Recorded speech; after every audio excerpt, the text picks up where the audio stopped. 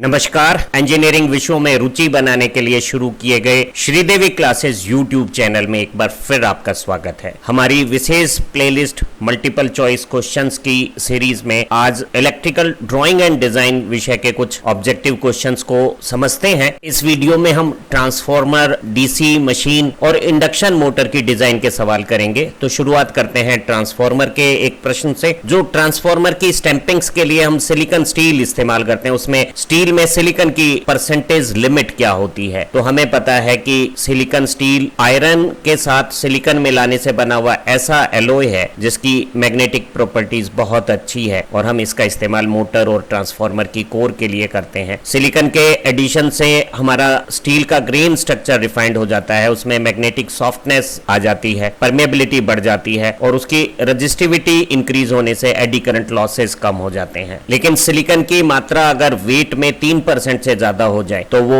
Alloy को brittle बना देता है और उसकी मनचाही शक्ल देना डक्टिलिटी कम होने के कारण मुश्किल हो जाता है। तो लिमिटिंग कंडीशंस में हम सिलिकॉन 4% तक बढ़ा सकते हैं। सिलिकॉन स्टील दो रूप में इस्तेमाल होता है। नॉन ओरिएंटेड सिलिकॉन स्टील का इस्तेमाल हम रोटेटिंग मशीन्स में करते हैं। वहीं हाईली टेक्सचर्ड जो ग्रेन ओरिएंटेड सिलिकॉन स्टील है, जिसमें ग्रेन्स को हम इजी डायरेक्शन ऑफ मैग्नेटाइजेशन में ओरिएंट कर लेते हैं, उसका इस्तेमाल हम ट्रांसफॉर्मर की कोर के लिए करते हैं। एक आयरन कोर में दो तरह के लॉसेस होते हैं, एक को हम हिस्टैरिसीस लॉस और दूसरे को एडी करंट लॉस कहते हैं। दोनों लॉस मटेरियल प्रॉपर्टीज के अलावा वर्किंग फ्लक्स या फ्लक्स डेंसिटी की वैल्यू और फ्रीक्वेंसी के साथ रिलेशनशिप रखते हैं। तो किसी कोर में होने वाला हिस्टैरिसीस लॉस फ्रीक्वेंसी के डायरेक्ट प्रोपोर्शनल है, यहाँ ऑप्शन ए राइट हो गया है। वहीं ये लॉस स्टीनमेंट्स के इस नियम के अनुसार फ्लक्स डेंसिटी की पावर इस कोफिशिएंट n की वैल्यू लगभग 1.6 के आसपास है, तो हिस्टैरिसीस लॉस फ्लक्स डेंसिटी की घात 1.6 के समानुपाती है। वहीं एडी करंट लॉसेस का रिलेशन बता रहा है कि वो लॉस फ्रीक्वेंसी के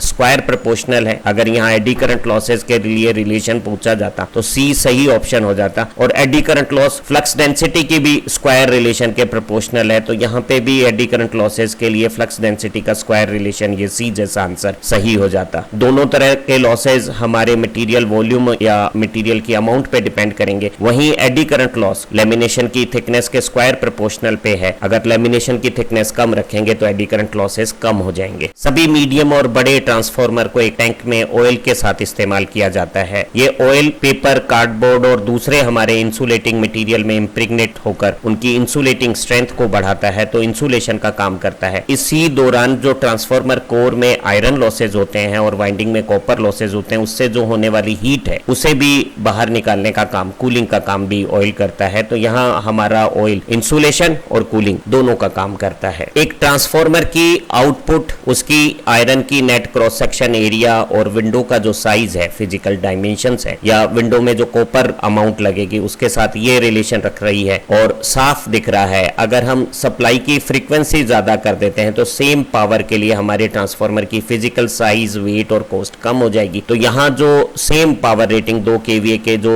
4 ट्रांसफॉर्मर है, जिसमें सबसे ज्यादा फ्रीक्वेंसी वाले ट्रांसफॉर्मर की फिजिकल साइज सबसे कम होगी और सबसे कम फ्रीक्वेंसी वाले इस 50 हर्ट्ज वाले ट्रांसफॉर्मर की फिजिकल साइज बड़ी होगी। तो अगर हमें ट्रांसफॉर्मर का फिजिकल साइज छोटा करना हो, वेट और कॉस्ट घटानी हो, तो हमें ऑपरेटिंग फ्रीक्वेंसी बढ़ा लेनी चाहिए, जैसे कि हम SMPS में करते हैं। अगला सरल सा प्रश्न है कि ट्रांसफॉर्मर की रेटिंग किलोवाट की बजाय kVA में क्यों होती है? तो रेटिंग वो अधिकतम शक्ति क्षमता है जिस पर ट्रांसफॉर्मर बिना नष्ट हुए सुरक्षित इस्तेमाल होगा, और हमारी जो टेम्परेचर राइज है वो ट्रांसफॉर्मर की वर्किंग के दौरान सुरक्षा निर्धारित करती है। और टेम्परेचर राइज लॉसेस और कूलिंग के बैलेंस से होता है। अगर कूलिंग फिक्स है तो टेम्परेचर राइज को लॉसेस डिसाइड करेंगे, और लॉसेस दो हैं जो आयरन कोर में हिस्टैरिसीस और एडी करंट लॉसेस होते हैं, वो सप्लाई वोल्टेज से बनने वाले फ्लक्स पर निर्भर करते हैं। और वहीं ट्रांसफॉर्मर की जो हमारी वाइंडिंग है उसमें होने वाला लॉसेस करंट पे डिपेंड करता है, और कुल लॉसेस वोल्टेज और करंट के अनुसार है, इनका पावर फैक्टर से कोई संबंध नहीं है। इसलिए हमारी जो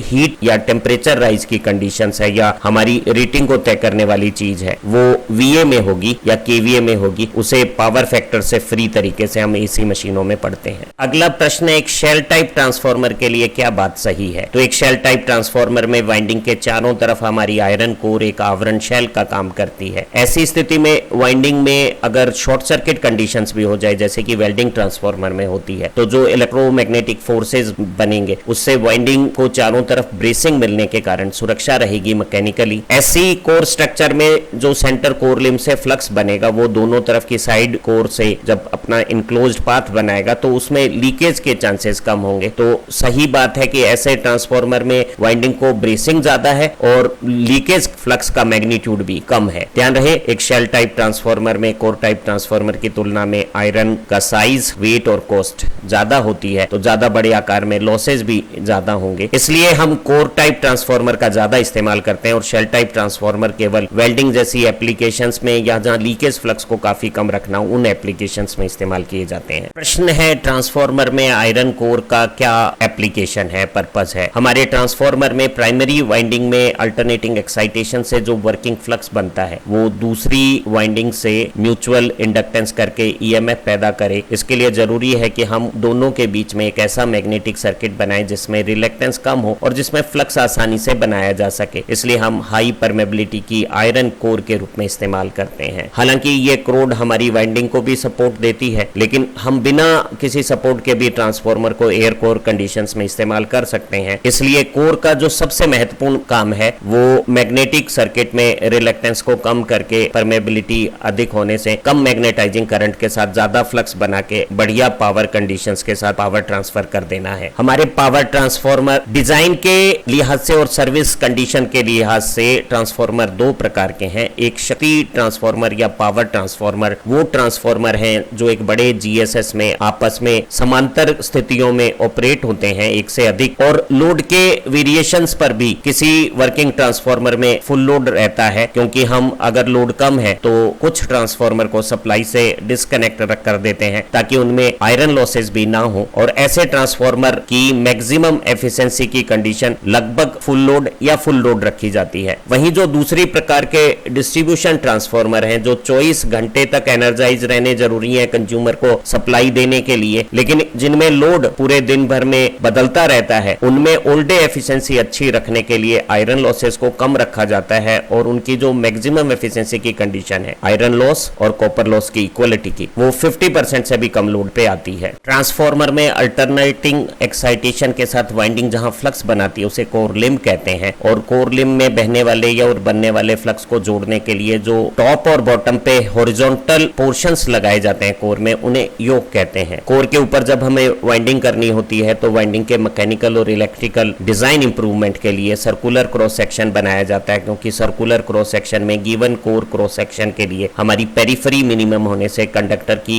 लेंथ और वाइंडिंग में कॉस्ट डिक्रीज होगी, तो हम मल्टी स्टेप्ड कोर लिम्ब लेते हैं। योक पर हमें वाइंडिंग नहीं करनी होती तो हम योक को मल्टी स्टेप न बनाकर स्क्वायर सेक्शन में सबसे बड़ी जो कोर डायमेंशन है उसके साथ बनाते हैं। तो इस सर्कुलर सेक्शन के बजाय सबसे बड़ी डायमेंशन के स्क्वायर सेक्शन का एरिया 5 से 10% ज्यादा होता है, तो हमारी ट्रांसफार्मर में योक का क्रॉस सेक्शन कोर लिम्ब के सेक्शन से 5 से 10% ज्यादा हो सकता है। वर्तमान समय में हम सारे transformer cold rolled grain oriented silicon steel की लैमिनेटेड स्ट्रक्चर में बनाते हैं। तो ऐसी कोर स्ट्रक्चर के लिए मैक्सिमम फ्लक्स डेंसिटी की परमिसिबल वैल्यू क्या है? तो हमें पता है कि एक सीआरजीओ सिलिकॉन स्टील की मैग्नेटाइजिंग कैरेक्टरिस्टिक में फ्लक्स डेंसिटी मैग्नेटाइजिंग फोर्स के साथ जो मैग्नेटाइजिंग रिलेशन रखती है वो 1.6 टेस्ला के बाद सैचुरेशन की शुरुआत करता है। तो सामान्य वर्किंग इस लीनियर पोर्शन के ऊपर वाले भाग में 1.3 टेस्ला से 1.6 टेस्ला के बीच में रखते हैं। अगर हमारे ट्रांसफार्मर में कूलिंग अच्छी है तो हम मैक्सिमम 1.6 टेस्ला जैसी फ्लक्स डेंसिटियों पे ट्रांसफार्मर का इस्तेमाल कर सकते हैं। अगला प्रश्न है कि एक cold rolled grain oriented silicon steel की परमेबिलिटी जो हमारी ग्रेन ओरिएंटेशन की डायरेक्शन है उस दिशा में कैसी होती है? तो अगर एक cold rolled grain oriented silicon steel में ग्रेन्स की orientation easy direction of magnetization में अगर मैच कर दी जाए तो ओरिएंटेशन की डायरेक्शन में कोर परमेबिलिटी ज्यादा शो करेगी और उसका सैचुरेशन फ्लक्स डेंसिटी का मान भी अधिक होगा। अब कुछ प्रश्न इंडक्शन मोटर की डिजाइन से संबंधित लेते हैं। एक इंडक्शन मोटर की डिजाइन में पोल पिच, धुर पिच क्या है? तो हम एक स्टेटर में बहुत सारे पोल बना सकते हैं, जैसे यहाँ 4 पोल की एक स्टेटर या मोटर डिजाइन है। तो ऐसी स्थिति में एक पोल से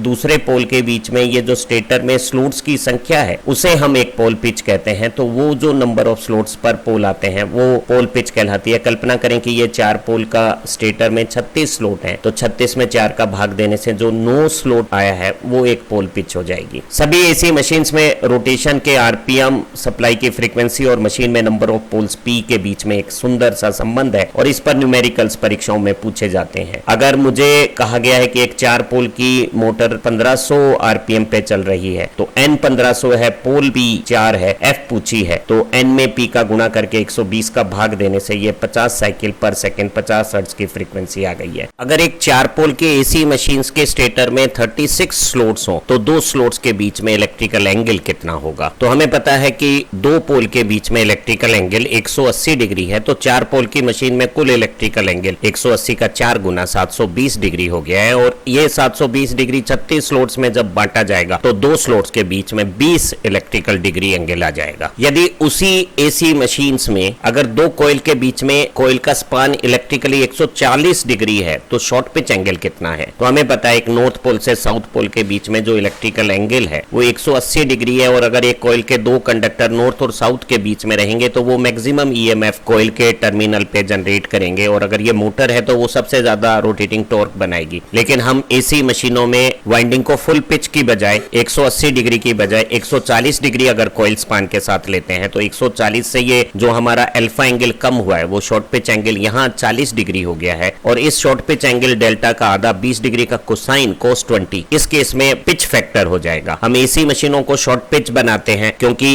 इससे हमारा फंडामेंटल मेन फ्रीक्वेंसी का जो एमएमएफ है उसमें तो मामूली सी 3-4% की डिक्रीज होती है, लेकिन जो हार्मोनिक्स हैं 5th और 7th हार्मोनिक उनमें एक इफेक्टिव डिक्रीज हो जाती है। अगर मैं मेरे शॉर्ट पिच एंगल को 36 डिग्री कर देता हूं तो 36 का आधा 18 हो गया और वो 5th हार्मोनिक्स के लिए वही कोण 18 के बजाय 90 डिग्री पढ़ा जाएगा और cos 90 0 होता है। तो अगर एक एसी मशीन में 36 डिग्री की शॉर्ट पिचिंग कर दी जाएगी तो 5th हार्मोनिक पूरा खत्म हो जाएगा। एक 3 फेज इंडक्शन मोटर में आउटपुट पावर उसमें जो specific magnetic loading air gap में जो एवरेज फ्लक्स डेंसिटी है और आर्मेचर की पेरीफ्री पे पर यूनिट पेरिफेरल लेंथ पे जो करंट कंडक्टर लोडिंग है स्पेसिफिक करंट लोडिंग, वाइंडिंग में जो डिस्ट्रीब्यूशन फैक्टर और पिच फैक्टर के प्रोडक्ट से वाइंडिंग फैक्टर बनता है, एफिशिएंसी और पावर फैक्टर के साथ जो रिलेशन रखता है वो मोटर की फिजिकल डायमेंशंस, एयर गैप की डायामीटर और आर्मेचर की लेंथ के साथ रिवोल्यूशन पर सेकंड का ये जो रिलेशन रख रहा है। इसमें डायामीटर और लेंथ के बीच में हमें वो रिलेशन पता करना है जो मोटर में मैक्सिमम सबसे बेहतरीन पावर फैक्टर दे। सबसे बेहतरीन पावर फैक्टर ऑब्टेन करने के लिए हम पोल पिच और कोर लेंथ का जो रेशो है वो 0.18 अपॉन पोल पिच लेते हैं। अभी पोल पिच पूरी पेरीफ्री की जो लेंथ है पाई डी उसमें पोल का भाग देने से आएगी और अगर कोर की लेंथ एल है तो ये जो रिलेशन है एयर गैप की डायामीटर और इफेक्टिव आर्मेचर लेंथ का जो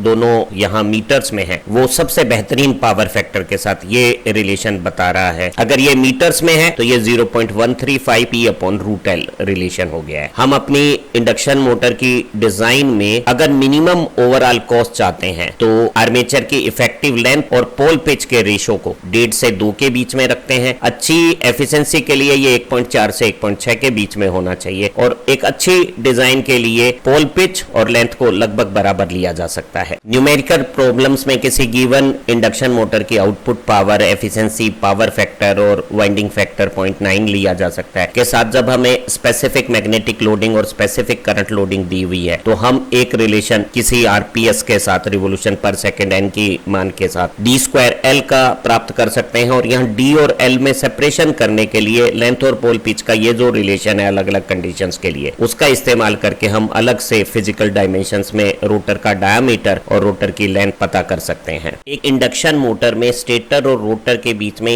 ये जो पीली हाईलाइट में दिखाया गया एरिया है एयर गैप उसे हम मैकेनिकली मिनिमम पॉसिबल अमाउंट करते हैं। इसके अलावा जो शान हाईलाइट में दिखाया गया स्टेटर का स्लोट और तीथ है और ग्रीन हाईलाइट में दिखाया गया रोटर का तीथ और स्लोट है उसे सेमी क्लोज्ड बनाते हैं ताकि यहाँ एयर गैप में एयर कम रहे और आयरन पार्ट ज्यादा होने से रोटर और स्टेटर के बीच में मैग्नेटिक रिलक्टेंस कम हो जाए और हमारी मशीन में मैग्नेटाइजेशन की जो फ्लक्स रिक्वायरमेंट है वो कम मैग्नेटाइजिंग करंट से बन जाए। ऐसी स्थिति में मोटर का नो लोड करंट भी कम होगा तथा मोटर का ऑपरेटिंग पावर फैक्टर भी बेहतर होगा। तो एक इंडक्शन मोटर में रोटर और स्टेटर के जो तीत है वो सेमी क्लोज्ड बनाए जाते हैं ताकि हमारी मोटर का ऑपरेटिंग पावर फैक्टर बेहतर रहे। अगर एक इंडक्शन मोटर में स्टेटर और रोटर के कोर स्टैक में तीत संख्या में समान और परस्पर समांतर होंगे तो अगर वो आमने सामने आ जाएंगे तो स्टेटर और रोटर के बीच में एक मैग्नेटिक लॉकिंग बन जाएगी और ऐसी लॉकिंग के कारण मोटर जो शुरुआती टॉर्क कम रखती है वो मोटर चल नहीं पाएगी। तो हम कह सकते हैं कि एक इंडक्शन मोटर में रोटर स्लोट और स्टेटर स्लोट अगर संख्या में बराबर होंगे तो ऐसी मोटर स्टार्ट होने से मना कर देगी, मोटर स्टार्ट नहीं होगी। प्रश्न है स्टेटर और रोटर के बीच में जो पीली हाईलाइट के साथ छोटा सा एयर गैप एरिया दिखाया हुआ है उसे कम क्यों रखते हैं? छोटे एयर गैप के कारण रोटर और स्टेटर के बीच में मैग्नेटिक रिलक्टेंस कम होने से फ्लक्स बनाने के लिए हमें मैग्नेटाइजिंग करंट कम चाहिएगा और मोटर का वर्किंग कंडीशंस में पावर फैक्टर अच्छा रहेगा। कम एयर गैप के कारण रोटर और स्टेटर के बीच में म्यूचुअल फ्लक्स लिंकेज ज्यादा होगा, लीकेज फ्लक्स कम होने से लीकेज रिएक्टेंस कम होगा तो मोटर की टॉर्क बनाने की क्षमता ज्यादा होगी। तो स्मॉल एयर गैप से हमारा मैग्नेटाइजिंग करंट घटा है, पावर फैक्टर इंप्रूव होता है और टॉर्क बनाने की कैपेसिटी सुधरती है। तो यहाँ हमारा high power factor right option हो गया है। ध्यान रहे छोटे एयर गैप से हमारी मोटर की टॉर्क प्रोड्यूसिंग कैपेसिटी भी बढ़ेगी और मैग्नेटाइजिंग और नो लोड करंट भी घटेगा। एक फेज वाउंड या स्लिप रिंग इंडक्शन मोटर में रोटर को भी स्टेटर की भांति ही 3 फेज के लिए एक 120 degree electrically space displaced distributed winding के साथ बनाया जाता है और वाइंडिंग को स्टार कनेक्ट करके स्टार पॉइंट को अंदर इंसुलेटेड टेपिंग के साथ रखकर जो तीनों पॉइंट्स हैं उन्हें बाहर मोटर की शाफ्ट पे स्लिप रिंग्स के ऊपर ले आते हैं जिनके ऊपर कार्बन की ब्रिस स्लिप करते हुए बाहर से एक्सटर्नल रेजिस्टेंस को कनेक्ट कर सकती है। तो पूछा गया है कि यह स्लिप रिंग का पदार्थ कौन सा है? तो स्लिप रिंग एक स्ट्रॉन्ग कंडक्टर मटेरियल ब्रास की बनी हुई होती है। वो इलेक्ट्रोलाइटिक कॉपर नहीं है जो सॉफ्ट मटेरियल है, घर्षण के कारण घस जाएगा, और वो लोहा या माइल्ड स्टील भी नहीं है। स्लिप रिंग्स ब्रास की बनाई हुई होती है। ऐसा ही प्रश्न कंस्ट्रक्शन से रिलेटेड है। हमारी जो इंडक्शन मोटर है उसकी शाफ्ट कैसी होनी चाहिए? तो शाफ्ट लचीली खोखली नहीं होके एक स्टिफ स्ट्रॉन्ग सॉलिड स्ट्रक्चर होना चाहिए जो हाई स्पीड स्टील से बना हुआ होना चाहिए और वो ट्विस्ट और दूसरे टोर्शन पे टॉर्क की स्ट्रॉन्ग एप्लीकेशंस पे भी डैमेज नहीं होना चाहिए। एक इंडक्शन मोटर और डीसी मोटर में स्पेसिफिक इलेक्ट्रिक लोडिंग हमारी आर्मेचर की पेरिफेरी में per unit length ampere conductors का मान किस रेंज का होता है? तो दोनों डीसी मोटर और इंडक्शन मोटर में ये कंपेरेबल है और इंडक्शन मोटर में ये थोड़ा ज्यादा 5000 से 45,000 एम्पियर कंडक्टर पर मीटर हो सकता है। और स्पेसिफिक करंट लोडिंग या एसी की वैल्यू हमारी मोटर की साइज पे डिपेंड करेगी। जो 5 एचपी या छोटी साइज की मोटरें हैं उनमें specific current loading 5000 ampere conductor पर मीटर जैसी कम है और जो जिंगेटिक 500 एचपी की साइज की मोटरें हो सकती हैं उनमें 45,000 एम्पियर कंडक्टर पर मीटर जैसा स्पेसिफिक करंट लोडिंग हो सकती है। ये डिपेंड करेगी हमारी स्टेटर वाइंडिंग में वोल्टेज रेटिंग क्या है। अगर हम अधिक वोल्टेज की वाइंडिंग बनाएंगे तो हमें स्लोट में इंसुलेशन के लिए ज्यादा स्पेस चाहिएगा और ऐसी स्थिति में टेम्परेचर राइज को कंट्रोल करने के लिए हम स्पेसिफिक करंट लोडिंग को कुछ हाई वोल्टेज की मशीनों में कम लेंगे। ये डिपेंड करेगी हमारा वेंटिलेशन कैसा है। अगर हमारी फोर्स वेंटिलेशन की डिजाइन अच्छी है, डक्टिंग बढ़िया है, तो हम स्पेसिफिक करंट लोडिंग को बड़ी मोटरों में ज्यादा ले सकते हैं। अगर किसी मशीन में हम स्पेसिफिक करंट लोडिंग को ज्यादा लेते हैं तो उसमें ओवरलोड कैपेसिटी अब ज्यादा नहीं बचेगी। तो अगर हमें किसी मशीन में ओवरलोड कैपेसिटी ज्यादा रखनी है तो उसमें स्पेसिफिक करंट लोडिंग कम रखेंगे। कुछ प्रश्न डीसी मोटर की डिजाइन से संबंधित भी कर लेते हैं। एक डीसी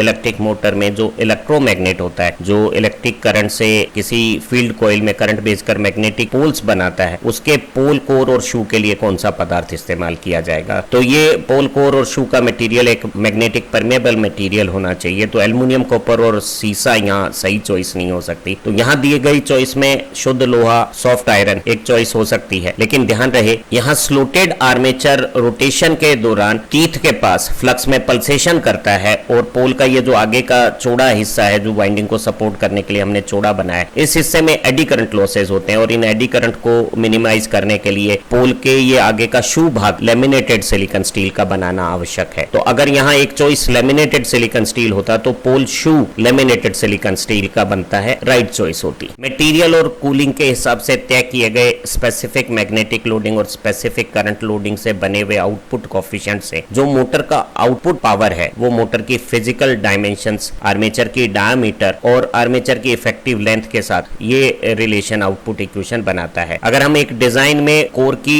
लंबाई को बढ़ाते हैं तो सेम आउटपुट पावर के लिए मोटर की डायमीटर कम होने से हमारी मोटर की कॉस्ट में रिडक्शन आएगा, क्योंकि compare to effective active length, overhang की लेंथ छोटी होने से हमारी कॉस्ट सेविंग आ सकती है। लेकिन जो इंपॉर्टेंट पैरामीटर है वो ये है कि अगर हम लेंथ को बहुत ज्यादा बढ़ाएंगे तो हमारे आर्मेचर के ये जो बीच के हिस्से हैं इनमें कूलिंग एयर के इनफ वेंटिलेशन नहीं होने के कारण कूलिंग प्रॉपर नहीं होगी और यहाँ टेम्परेचर राइज ज्यादा हो सकता है। तो हमारा जो कोर की लंबाई बढ़ाने से वेंटिलेशन पुअर हो जाएगा, ये सही ऑप्शन है। हालांकि लेंथ बढ़ाने से कॉस्ट रिडक्शन भी होगा, तो यहाँ ए और सी दोनों राइट ऑप्शन हो गए हैं। एक एसी इंडक्शन मोटर में स्टेटर और रोटर के बीच में एयर गैप को हम कम रखते हैं ताकि मैग्नेटाइजिंग करंट कम रहे, वर्किंग पावर फैक्टर अच्छा रहे और मोटर की टॉर्क बनाने की कैपेसिटी भी अच्छी रहे। लेकिन डीसी मशीन में पावर फैक्टर जैसा कोई इशू नहीं है, तो उसमें हम एसी मशीन की तुलना में स्टेटर के पोल शू और आर्मेचर के रोटर पार्ट के बीच में एयर गैप रिलेटिवली ज्यादा लेते हैं। इस ज्यादा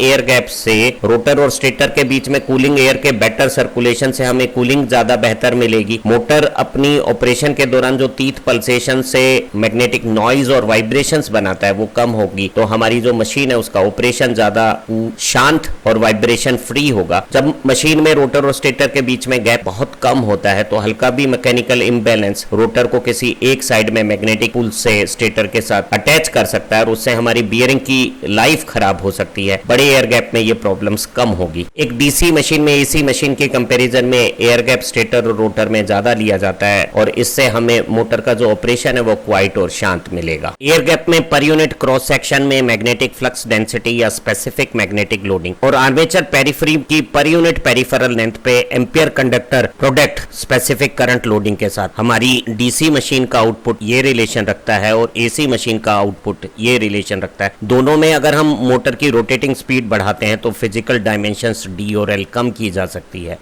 लेकिन सेम आउटपुट के लिए अगर हम स्पेसिफिक मैग्नेटिक लोडिंग बढ़ाते हैं तो फिजिकल डायमेंशंस कम होने से मोटर की लागत, वजन और आकार छोटा हो जाएगा। तो अगर हम स्पेसिफिक मैग्नेटिक लोडिंग ज्यादा लेते हैं तो मशीन का भार अधिक होना लाभ नहीं है, ये सही ऑप्शन हो गया। ध्यान रहे नेगेटिव ऑप्शंस के साथ पूछा गया है। लाभ ये तीनों हैं और जो लाभ नहीं है वो ये है। जब हम स्पेसिफिक मैग्नेटिक लोडिंग बढ़ाते हैं तो एसी मशीन में मैग्नेटाइजिंग करंट की रिक्वायरमेंट बढ़ जाती है, पावर फैक्टर थोड़ा कमजोर हो जाता है, आयरन में लॉसेस ज्यादा होने लगते हैं। लेकिन स्पेसिफिक मैग्नेटिक लोडिंग बढ़ाने का एक लाभ है और वो ये है कि अगर मेरी मोटर ओवरलोड होती है, थोड़ा ज्यादा करंट लेती है, तो वो ज्यादा पावर भी बना सकती है थोड़े से ही ज्यादा करंट से, तो उसकी overload capacity specific magnetic loading बढ़ाने से बढ़ती है। जबकि स्पेसिफिक करंट लोडिंग को अगर मोटर की डिजाइन में ज्यादा लेते हैं तो मोटर की ओवरलोड कैपेसिटी कम हो जाती है, उसे ओवरलोड से जलने के खतरे ज्यादा जल्दी आ जाते हैं। एक डीसी जनरेटर और डीसी मोटर की जो आउटपुट रेटिंग है वो किस रूप में होती है? तो डीसी जनरेटर का जो इलेक्ट्रिकल आउटपुट है वो किलोवाट में पढ़ा जाता है। ध्यान रहे डीसी मशीनों में पावर फैक्टर नाम की कोई व्यवस्था नहीं होती, तो जो रियल पावर है किलोवाट वो ही डीसी जनरेटर की आउटपुट रेटिंग होगी। जबकि एक डीसी मोटर मैकेनिकल आउटपुट देती है और मैकेनिकल आउटपुट को हम हॉर्स पावर में पढ़ना पसंद करते हैं, तो एक डीसी मोटर की आउटपुट रेटिंग एचपी में और एक जनरेटर की आउटपुट रेटिंग किलोवाट में होती है। पूछा गया है कि एक डीसी मशीन अगर जनरेटर है तो आर्मेचर में इंड्यूस्ड ईएमएफ और अगर मोटर है तो बैक ईएमएफ किन बातों पे निर्भर करता है? तो ये ईएमएफ मोटर में पोल की संख्या, फ्लक्स, मोटर की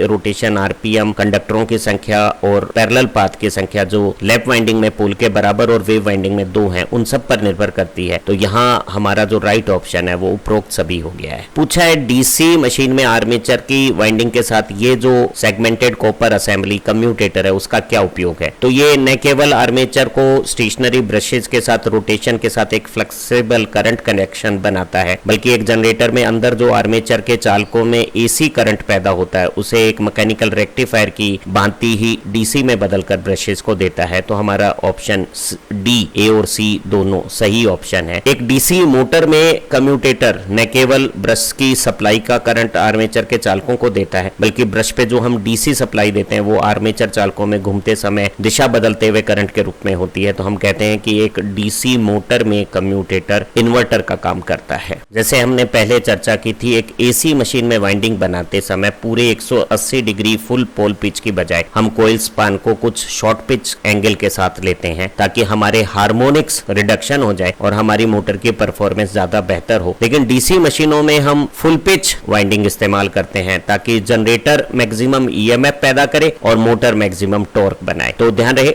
डीसी वाइंडिंग्स फुल पिच होती है और एसी मशीनों में वाइंडिंग शॉर्ट पिच होती है। एक डीसी मशीन में आर्मेचर वाइंडिंग एक क्लोज्ड रिंग बनाती है और उसमें दो कंडक्टर को जोड़कर जो कोयलें बनाते हैं वो अगर एक दूसरे के साथ ओवरलैप करती हुई चलती हैं तो ऐसी वाइंडिंग को हम लेफ वाइंडिंग कहते हैं। और वो अगर एक नॉर्थ पोल से दूसरे साउथ पोल से होती हुई तीसरे अगले नॉर्थ पोल में जाती हुई एक तरंग रूप बनाती है तो ऐसी वाइंडिंग को हम वेव वाइंडिंग कहते हैं। जब हम वाइंडिंग का कॉन्फ़िगरेशन करते हैं तो वाइंडिंग में ब्रशेस प्लेस करने के बाद कुछ पैरेलल पाथ बनते हैं और इन पैरेलल पाथ की संख्या लेफ वाइंडिंग में पोलों की संख्या के बराबर होती है। तो एक 4 पोल लेफ वाइंडिंग में पोल की संख्या के बराबर पैरेलल पाथ होंगे। अगर ये पोल 6 पोल होते तो यहाँ 6 पैरेलल पाथ होते। जबकि वेव वाइंडिंग चाहे कितने भी पोल की हो, चाहे 4 पोल, 6 पोल, 8 पोल, उसमें पैरेलल पाथ हमेशा सिर्फ 2 होते हैं। तो लेफ वाइंडिंग में जब पैरेलल पाथ ज्यादा होते हैं तो एक आर्मेचर कंडक्टर का करंट अगर कम भी है तो मोटर का या मशीन का टोटल करंट ज्यादा हो जाएगा। वहीं एक वेव वाइंडिंग में सीरीज में बहुत सारे कंडक्टर आने के कारण ये machine wave wound armature winding के साथ ज्यादा वोल्टेज पे इस्तेमाल हो सकती है। तो हम ज्यादा वोल्टेज के लिए वेव वाइंडिंग और ज्यादा करंट के लिए लैप वाइंडिंग का इस्तेमाल करते हैं। निश्चित रूप से आज की ये वीडियो आपके लिए परीक्षा उपयोगी साबित होगी और ट्रांसफार्मर, डीसी मशीन और इंडक्शन मोटर से डिजाइन रिलेटेड एग्जामिनेशन क्वेश्चन करने में आपको मदद मिलेगी। हमारी इसी प्लेलिस्ट की दूसरी वीडियो से आपकी विषय समझ सुधरेगी, आप परीक्षाओं में अच्छा प्रदर्शन करें। Have nice time. Thank you very much.